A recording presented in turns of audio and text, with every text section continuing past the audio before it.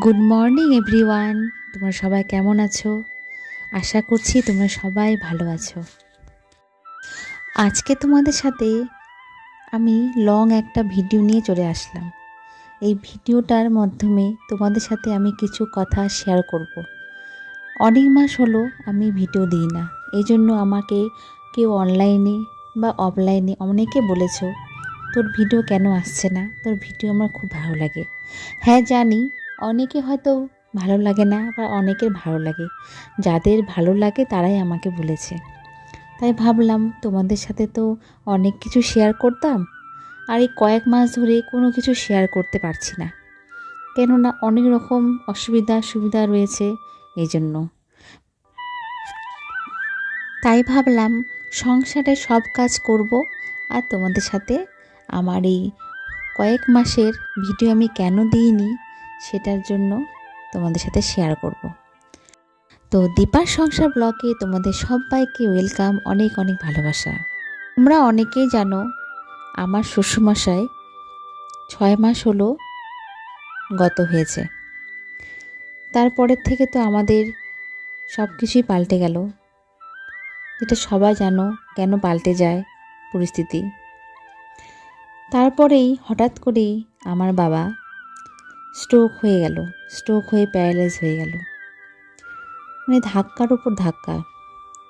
মানে আমাদের যে দিনকাল কেমন যাচ্ছে শুধু আমরাই জানি। কী বলবো তোমাদেরকে।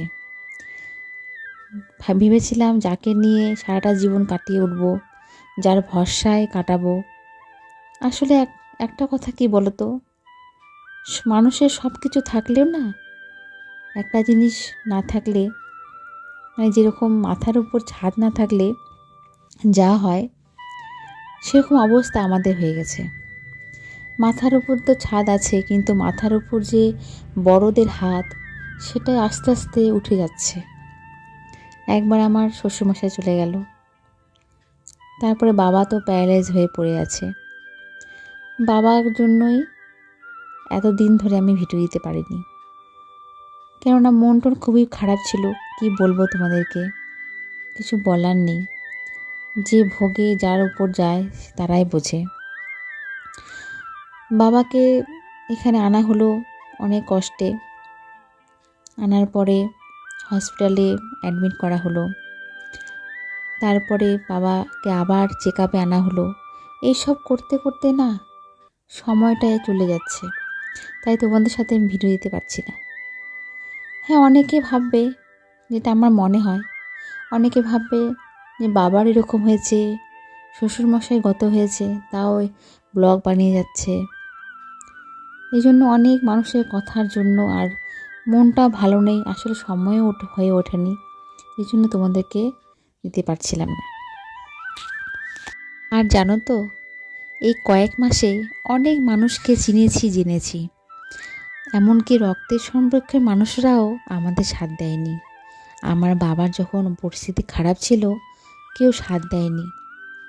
সবাই ভেবেছিল হয়তো তাদের কাছ থেকে কোনো রকমভাবে আমরা টাকা চেয়ে বসবো, এই জন্য সাথ দেয়নি। কিন্তু আমি এই ভিডিওর মাধ্যমে একটা তোমাদের কাছে বলতে চাই, মানুষের যখন খারাপ সময় আসে, সেই সময়টা না সাথে থাকাটা অনেকটাই, টাকার থেকেও অনেকটাই বেশি। সে সময়টা বাবার পাশে কেউ ছিল না।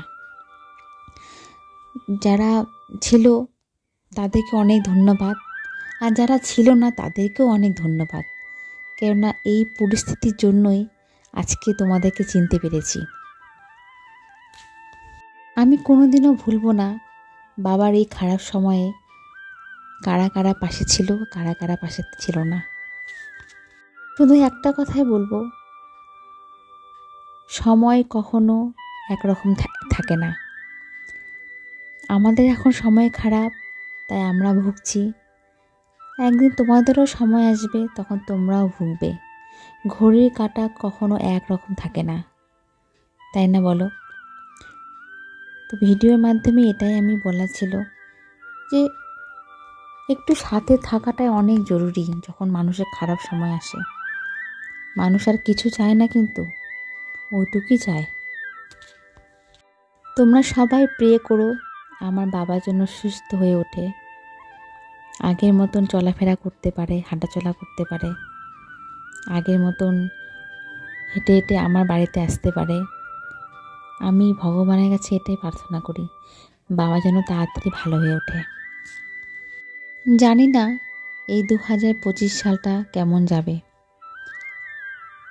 কী যে হবে জানি না, কিন্তু একটাই ঠাকুরের কাছে প্রার্থনা, সবার যেন ভালো হয়, সবাই যেন হাসি খুশিতে থাকে। তাই আমি ঠিক করেছি মাঝে মাঝে আমার সব কিছু একটু একটু করে তোমাদের সাথে শেয়ার করব। আর আশা করছি তোমাদের আমার ভিডিওটা ভালো লাগবে।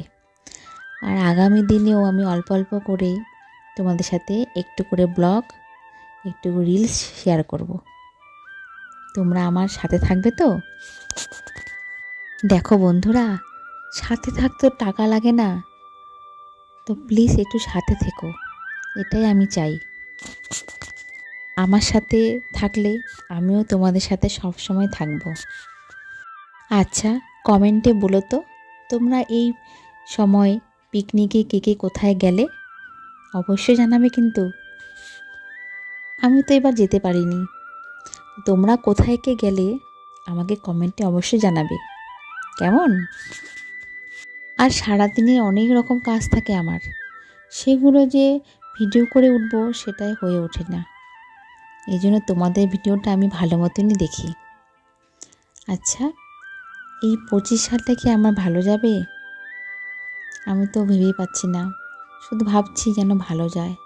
আমার ভালো না যাক, আমার বাচ্চাগুলো যেন ভালো যায়, তাই না বলো? জানো তো, তোমাদের সাথে যখন আমি এসব শেয়ার করি আমার না বুকটা হালকা হয়ে যায়, খুব ভালো লাগে। তাই তোমাদের সাথে শেয়ার করছি। কেউ কিন্তু খারাপ পেও না, ভাববে যে এত কাজের মধ্যেও ব্লগ বানাচ্ছে, কিন্তু না। ওই যে বললাম, অনেক মাস ধরে আমি ভিডিও কিচ্ছু দিই না, তো ভাবলাম তোমাদের সাথে কিছু একটা শেয়ার করি, তাই এই ভিডিওটা করা। আর আমার শান্তির জায়গাটা তো তোমাদের সাথে অনেক দিন শেয়ার করিনি, তাই ভাবলাম আজকে ভিডিওর মাধ্যমে আমার এই শান্তির জায়গাটুকু তোমাদের সাথে শেয়ার করি।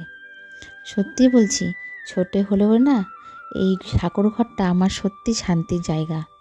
যখন আমি পুজো দিই সত্যি মনটা ভরে ওঠে। হ্যাঁ, অনেক তাড়াহুড়ো করে পুজো দিই, কেননা কাজের মাধ্যমে ছোট বাচ্চা আছে তো এই জন্য, কিন্তু যখন আমি পুজো দিই মনটা আমার সত্যি ভরে ওঠে। তাই তোমাদের সাথে অনেক রকমভাবে শেয়ার করি, তাই অনেক দিন হলো শেয়ার করিনি, তাই আজকে যেভাবে কেমন করে আমি পুজো দিচ্ছি সব তোমাদের সাথে শেয়ার করছি। আর তোমরা আমাকে একটু সাথে দিও, ঠিক আছে? আজকের মতন আমার এই ভিডিওটা মানে ব্লগটা সমাপ্ত করলাম। আর আগামী দিনে অনেক ভিডিও আমি নিয়ে আসবো। আজকের মতন টাটা, বাই বাই। তোমরা সবাই ভালো থেকো।